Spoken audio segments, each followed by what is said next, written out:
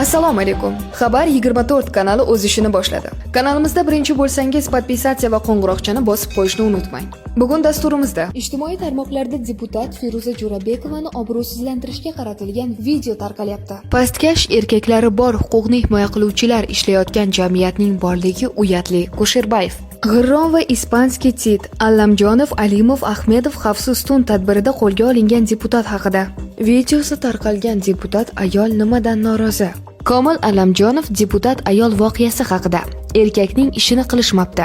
Endi esa shu va boshqa xabarlar tafsiloti bilan batafsil Xabar 24 kanalida kuzatib borishingiz mumkin. Ijtimoiy tarmoqlarda deputat Feruza Jo'rabekovani obro'sizlantirishga qaratilgan video tarqalyapti. Bugun jamoatchilik e'tibori ijtimoiy tarmoqlarda tarqalgan videoga qaratildi. Videoda xalq deputatlari O'rta Chirchiq tuman kengashi deputati Feruza Jo'rabekovna va bir erkak noma'qul vaziyatda ekani aks ettirilgan. Video virus bo'lib ijtimoiy tarmoqlarda tarqalmoqda va jamoatchilikning noroziligiga sabab bo'lmoqda. Ijtimoiy tarmoq foydalanuvchilari deputatning shaxsiy hayotiga daxldor videoni tarqatib, uning sha'ni va obro'siga putur yetkazishga urinish bo'layotgani qoralanmoqda. Feruza Jo'rabekovna o'zining ijtimoiy tarmoqdagi sahifasida tarqalayotgan videolarga munosabat bildirib, bunda Toshkent viloyati ichki ishlar bo'limi xodimi Rahimov Ziyodullani ayblagan. Toshkent viloyati ichki ishlar bo'limi xodimi Rahimov Ziyodulla, rahmat sizga, hammasi uchun javob berasiz hali. Nurafshondagi qiliqlaringiz, namunali uylardagi Milliy gvardiya xodimlari oldidagi kayf holatdagi qiliqlaringizni ko'rgan,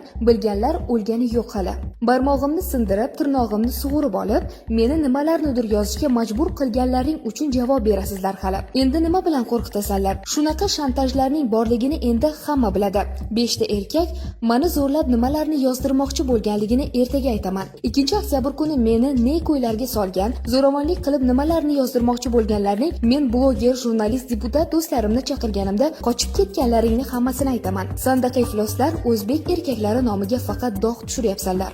Asl basharangni ochaman, ishon, dedi Feruza Jo'rabekovna. Videodagi hodisa qachon va qayerda tasvirga olingani aniq emas, biroq vaziyat fuqaroning shaxsiy hayotiga daxldor bo'lib, uni ijtimoiy tarmoqqa tarqatish uning huquqlarining buzilishi demakdir. Pastkash erkaklari bor huquqni himoya qiluvchilar ishlayotgan jamiyatning borligi uyatli. Kusherbayev. Xabaringiz bor, bugungi kunda videosi tarqalgan xalq deputatlari O'rta Chirchiq tuman kengashi deputati Feruza Bobasheva atrofidagi voqealar diqqat markazida bo'lib turibdi. Oliy Majlis Qonunchilik palatasi deputati Rasul Kusherbayevning Feruza Bobashevaning videosi tarqalishiga munosabat bildirdi. O'rta Chirchiq tumani kengashi deputati bilan sodir bo'layotgan voqealar afsuski bizda hali ham odamlarni obro'sizlantirish yo'lida har qanday pastkash va noqonuniy usuldan foydalanish mumkinligini ko'rsatmoqda. Yomoni shuki, bu qonun bilan himoyalangan shaxsiy hayot daxlsizligi tushunchasini amalda nol qilishga urinish bo'layotganligini anglatadi.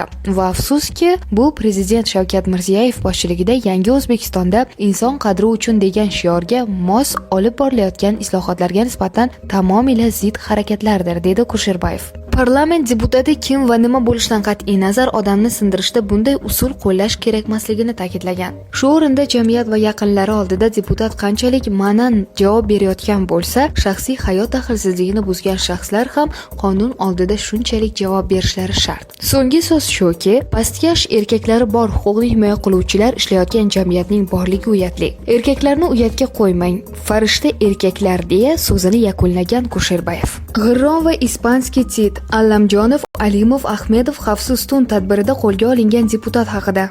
Bloger Nurbek Alimov deputat bilan bo'lgan voqeani ijtimoiy tarmoqqa e'lon qilganlarni miyasi yo'q deb atadi. Kuni kecha ijtimoiy tarmoqlarda deputat ayolning intim videosi chiqibdi. Ну что, buning shaxsiy hayot. Uni yotgan uyiga bostirib kirib videoga olganlar esa pastkashni ishini qilishibdi. Aytishlaricha, bu ayol turli jiddiy muammolarni ko'tarib chiqqan ekan. Men tushunmayman, shu ayol qanday qonun buzganiga. Ertaga sen qaysidir hokimga yoqmay qolsang, uyingda vannaga cho'milayotgan yeringda kamera ko'tarib kirishadi-da, shu videodan skrinshot qilib, G'ishmatning yalang'och rasmlari tarqab ketgani haqida xabar chiqarishadi. To'g'risi, odamni shunaqa qilib sharmanda qilishga urinuvchilarni miyasi yo'qligi uchun ularga rahmim ham keladi. O'zbek jamiyati konservativ, bunaqa narsalarni ko'tara olmaydi. Aslida esa ijtimoiy tarmoqlarda hamma tushunib turibdi bu shaxsiy hayotga daxl ekanligini. Komil aka aytganidek, erkakning ishi bo'lmabdi. Bu ishni kimlar qilgan bo'lsa ham, maylimi qonunni buzmasdan o'zimiz bilganimizcha bemalol yashasak, deb yozdi Alimov. Feruza Bashayeva xavfsiz hudud va xavfsiz tun tezkor profilaktik tadbirida qo'lga olindi. Xabar berilganidek, Toshkent viloyatida jinoyatchilik va huquqbuzarliklarni barvaqt oldini olish, jazo muqarrarligi va qonun ustuvorligini ta'minlash bo'yicha Ichki ishlar bosh boshqarmasi va hamkorligidagi tashkilotlar bilan xavfsiz hudud va xavfsiz tun tezkor profilaktik tadbirlari o'tkazib kelinmoqda. Jumladan, tadbir davomida Bo'stonliq tuman Xumson mahallasida yashovchi fuqaro viloyat ichki ishlar bo'limiga ariza bilan murojaat qilib, Sarvar va Bahrom ismli shaxslar tuman Chorbog' Go'zal bog'i jamiyati hududida joylashgan dala hovlilarida ishratxona tashkil qilib, kunlik ijaraga berilishi va ularga shaxslarni jinsiy aloqa qilishlari uchun shart-sharoit yaratilganligi, tuni bilan ayrim axloqi buzuq shaxslar aholi tinchligini buzayotgani va bu nafaqat kattalar, balki yoshlarga ham salbiy ta'sir qilayotganligini bayon qilib, ularga nisbatan qonuniy chora ko'rishlarini so'ragan. Ushbu murojaatga asosan joriy yilning 2-oktyabr kuni Ichki ishlar bo'limi boshlig'i tezkor xodimlari tomonidan o'tkazilgan tekshiruv davomida murojaatda ko'rsatilgan dala hovli ko'zdan kechirilgan. O'sha vaqtda ham xonadonda 2 nafar ayol, 2 nafar erkak kishilar borligi aniqlangan. Ular bilan o'tkazilgan suhbat davomida alkogol mahsulotlari iste'mol qilinganligi va ishqiy munosabatda bo'lish maqsadida kelishganliklarini ma'lum qilgan. Hozirda mazkur jarayon aks etgan video tasvirning ijtimoiy tarmoqlardagi o'zaro yozishmalar orqali tarqalganligi holati yuzasidan qo'shimcha surishtiruv ishlari olib borilmoqda. Shu o'rinda qayd etish joiz, bu kabi odob axloq bilan bog'liq qonun buzilishi holatlariga qarshi viloyat ichki ishlar bo'limi boshlig'i tomonidan muntazam ravishda tezkor profilaktik tadbirlar o'tkazib boriladi. Jumladan, joriy yilning o'tgan 10 oy davomida Ichki ishlar bosh boshqarmasi xodimlari tomonidan Jinoyat kodeksining 131-moddasi bilan bog'liq 100 ga yaqin, Ma'muriy javobgarlik to'g'risidagi kodeksning 190-moddasi bilan esa 50 dan oshiq holatlar aniqlanib, qonunga belgilangan tartibda chora ko'rilgan. Bugungi kunda ham viloyat bo'ylab tezkor profilaktik tadbirlar davom ettirilmoqda. Videosi tarqalgan deputat ayol nimadan norozi?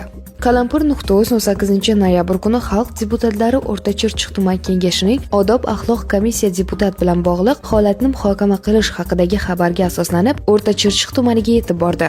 Ijodiy jamoa 15:50 da hokimiyatga yetib kelganida majlis o'tkazilishi hali aniq emas degan javob berildi. Oradan biroz vaqt o'tib soat 16:15 da deputat 15 daqiqa kechikkanligi sababli majlis tarqatib yuborilganligi haqida aytishdi. Shu o'rinda savol paydo bo'ladi. Majlis qachon yig'ildi-yu qachon tarqalib yuborildi? Ushbu tushunarsiz holatga Xalq deputatlari O'rta Chirchiq tuman kengashi mudiri Baxtiyor Bahoviddinovdan izoh so'radik. Jo'rabekovni men bu masalaga tayyor bo'lmaganligim uchun menga bir hafta vaqt berishingizni so'rayman deganda, bu ish bo'yicha doimiy komissiyaning qarori taqdim qilinib, bir hafta muhlat berilgan edi. Doimiy komissiyaning reglamenti bo'yicha 26-moddada deputatlik odobi bo'yicha komissiya xohlagan vaqtda o'zlari rejalashtirilib yig'ilishi va bandda ko'rsatilganidek majlisni yopiq o'tkazish vakolatiga ega. Yopiq o'tkazilganligi yoki u joyda qilingan vazifalarning hammasi bizda o'rnatilgan qonun va qarorlar asosida bo'ladi. Bu qilingan ishlarning hammasi o'rnatilgan tartiblar asosida o'tkaziladi va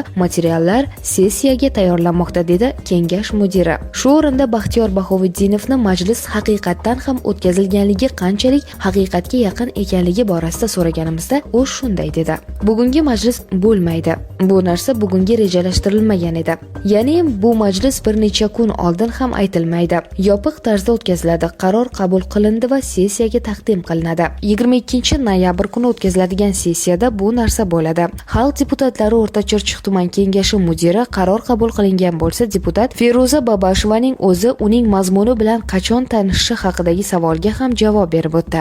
Doimiy komissiya bu narsani 4 nafar deputat ishtirokida ko'rib chiqadi. Bu masalani ular o'z ichiga sessiyaga chiqarish yoki chiqarmaslik masalasini ko'radi, dedi Xalq deputatlari O'rta Chirchiq tuman kengashi mudiri. Alohida qayd etish kerakki, deputat Feruza Babashova atrofdagi vaziyat jamoatchilik diqqat markazida turgan va nomaqbul videoning tarqalishi norozilikka sabab bo'layotgan bir vaziyatda odob komissiyasi majlisining o'tkazish bilan bog'liq holat kishini shubhaga soladi. Dastlab komissiya majlisi o'tkazilishi haqida xabar berilishi, keyin esa majlis deputat sabab tarqatib yuborilganligini ma'lum qilindi-yu, yakunda bu yig'ilish bugunga belgilanmaganligini aytish Feruza Babashova atrofidagi voqealarga shubha bilan qarash o'rinli ekanligiga ishora qiladi. Komil Allamjonov deputat ayol voqeasi haqida: erkakning ishini qilishmabdi.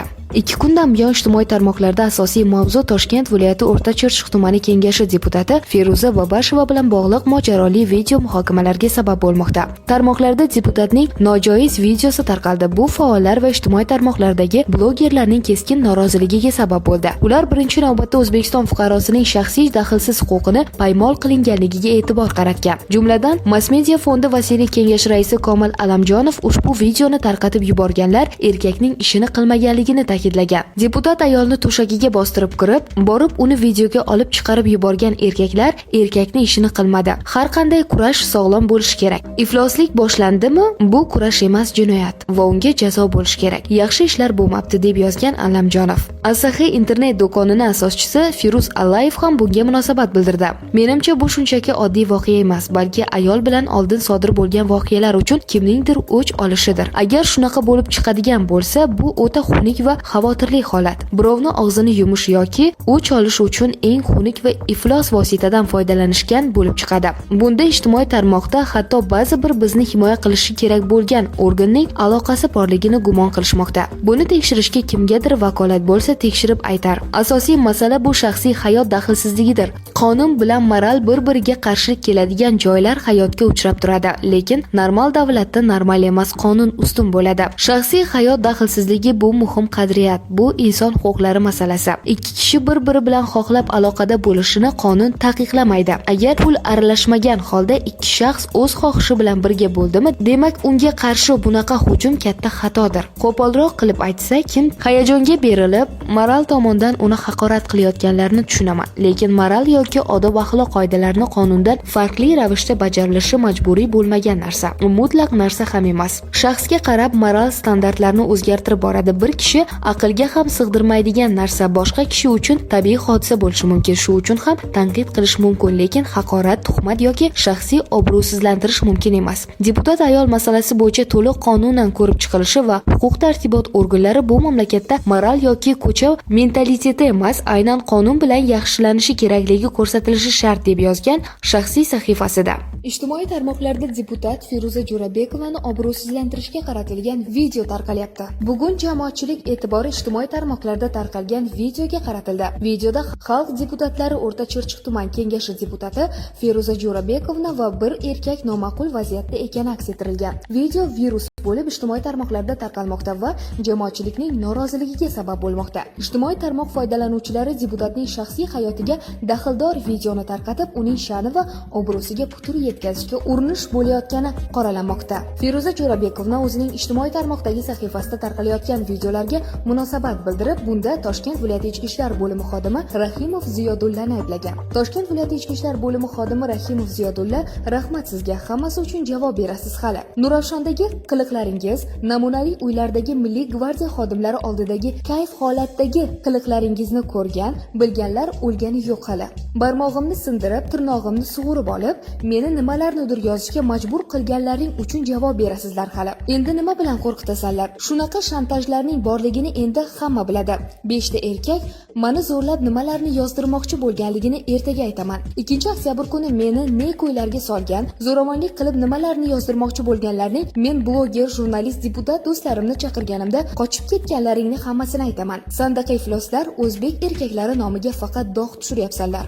Asl basharangni ochaman, ishon, dedi Feruza Jo'rabekovna. Videodagi hodisa qachon va qayerda tasvirga olingani aniq emas, biroq vaziyat fuqaroning shaxsiy hayotiga daxldor bo'lib, uni ijtimoiy tarmoqqa tarqatish uning huquqlarining buzilishi demakdir.